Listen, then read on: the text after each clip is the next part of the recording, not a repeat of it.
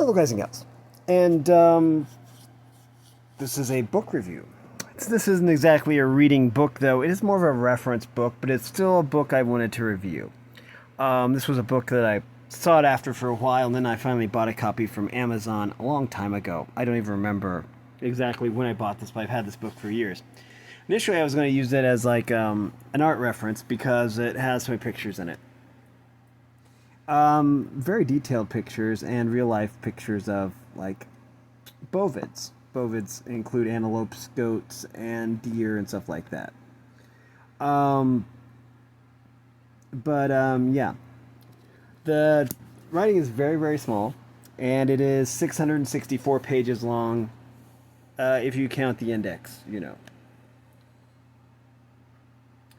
But it's very cohesive and concise. It's a very well-written book also.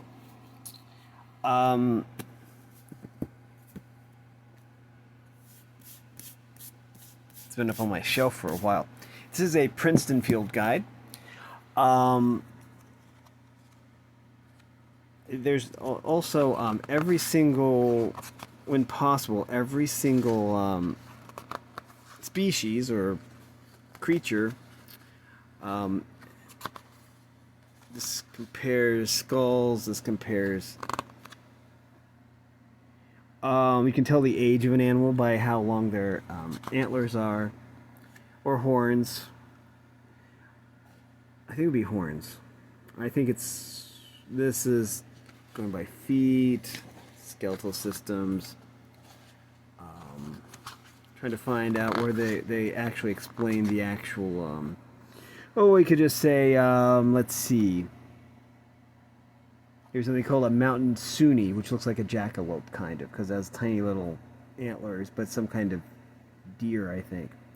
Or some kind of antelope. It always has the name, the scientific name, and the description of the approximate size of the creature, some distinguishing features. Has other names, the subspecies, the similar species, a description of reproduction, basically gestation, how many young per birth, the all the different stuff like that, all the different behaviors, the distribution, the habitat, the status. In this case, the mountain sunni is least concern because there's lots of them. And then the photo credits. And you have that for every single one. Also a picture of a map with where it can be found. Mountain sunni can be found in Africa. But then there's like the coastal sunni, and then there's like different regions where sunni can show up, I guess. And there's something called a pygmy antelope, which is kind of cute. Sometimes there's not very many pictures because they're kind of obscure. The creatures are kind of obscure. Oh, here's domestic sheep. And they're showing a picture of a Jacob sheep. You can tell because it has like the 4 horns. But yeah, it isn't exactly a reading book. It's more of a reference book, but I still wanted to bring it to light. Jose R. Castello did a really good job on this one, compiling all this information, and it's worth noting. There was no way this would be an easy project because you have an insane amount of information here. You know, you have to put it together, you have to type it out, and coming across all the pictures, getting permission to use all the pictures, making a reference book isn't easy. And I don't know, it probably says in here how long it took to actually create this book. But yeah. I think there's something in here called a Reebok. You know, like the shoe, the Reebok, but this is like a deer of some sort. It's Pelea capriolis. It's called a Reebok. That's kind of funny, actually. There's actually a gazelle called a Reebok. It's probably closer related to a reindeer, because I see Capreolus here, and Capreolus is like the genus of reindeer, I think. But these aren't in like the North Pole. These are in South Africa. They look very strange. I guess it's related to the springbok because if you turn a few pages, it's got springboks, which are named because they spring around on their feet through spronking, I think is what it's called. Oh, the Angolan springbok. But there is something in here called a Reebok. R-H-E-B-O-K. I've never heard of this thing. Looks very strange. But it just reminds me of a shoe. The shoe fits. Oh, there's also a Reedbuck. It goes Reedbuck and then Reebok. Interesting. Well, I learned something new. But yeah. This is a book that is very well written. If you're doing a research paper on bovids, I'm sure there's a difference between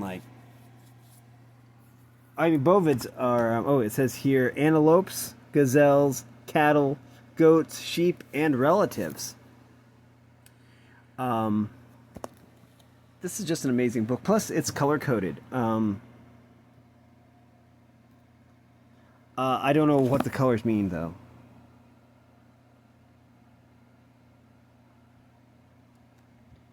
But the colors probably mean maybe like location. You know, that's all about location, location, location. Nope, it's still Africa. Okay.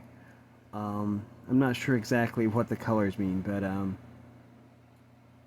oh, this says tribe Antilopini, which is the antelopes, and then this is tribe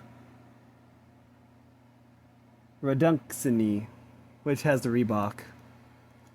Well, that's where Reebok got their name, from an antelope. It makes sense. Tribe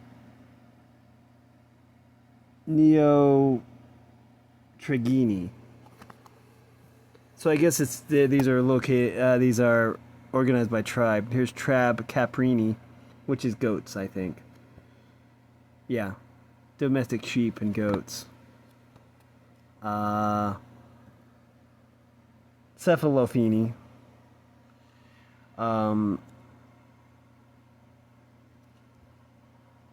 yeah, really interesting reference book. I don't know if your local library will have it. They could probably get it one way or another, I would imagine.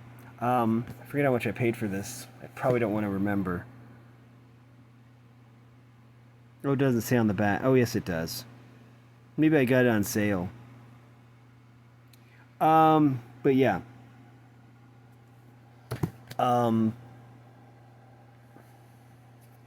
I guess it's a good thing that libraries get grants and stuff like that to buy books like this. I didn't have a grant or anything, and I used my own money to buy this copy. And again, I was going to use it as an art reference, just because there's so many different antelopes in here and stuff. But yeah, this is a $35 book, so yeah, usually I don't spend that much on books or anything like that. But anyways, amazing book, and one that I highly recommend check out if you're at all interested in antelopes, gazelles, cattle, goats, sheep, and relatives. Everything you need to know about sheep are in here, goats, gazelles, antelopes, you name it, it's in here. Along with pictures, lots and lots of reference pictures. That's kind of neat. I just realized that down at the bottom it gives the approximate size of the creature in accordance or in comparison to a full-grown human, which is kind of neat. Domestic goats come up to about a person's, well, if you count horns and all, it comes up to about a person's waist, I would say. Full-grown adult. Whereas, wow. This markhor, this flare-horned markhor, is basically almost taller than a guy. If you count the horns, because the horns are the thing. But anyways, that is going to do it for this video. Oh, not enough storage to back up. I don't care about that. You shouldn't be backing up anything anyways. Anyways, that is going to do it for this video. If you like this content, make sure you like and subscribe. This is, again, a book that I would highly recommend you check out if you're interested in reference books. But that is going to do it for this video. Thanks for watching, everyone. You are loved, and have a great day.